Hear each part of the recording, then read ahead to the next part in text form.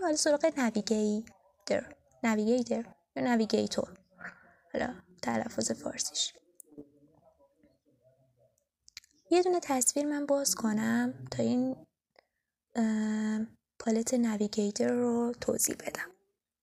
تنها تصویری که من تو گالریم هست همینه.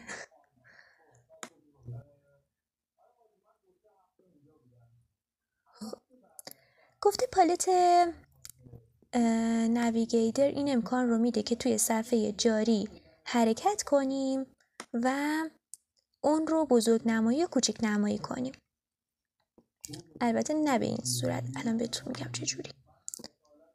میگه با استفاده از زبانه مثلثی شکل متحرک میتونیم مقدار بزرگ نمایی رو افزایش یا کاهش بدیم. من اینو انتخابش کنم بندازمش توی یه دونه صفحه، اینجوری بهتر نشون داده میشه. یه کادر قرمز رنگ اگه دقت کرده باشید توی پالت نویگیتور دور کارمون هست، خب که محدوده نمایشه، محدوده نمایشه، خب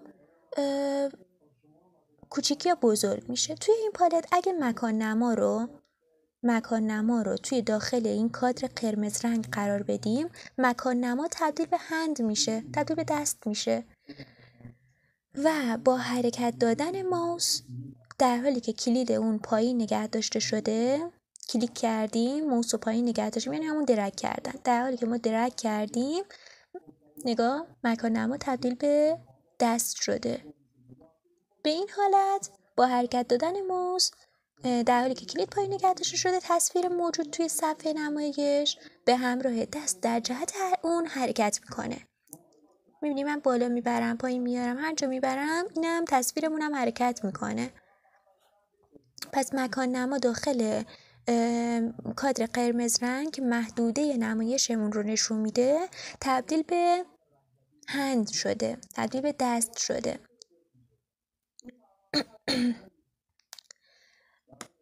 توجه داشته باشین که اگه در حالی که مکان نما توی پالت نویگیتور قرار داره، کلید کنترل رو اگه پایین نگه داشته باشیم، خب اینجوری به این حالت کادر قرمز رنگ اگه درگ کنیم کادر قرمز رنگمون محدوده نمایشون به اندازه دلخواه ترسیم میشه.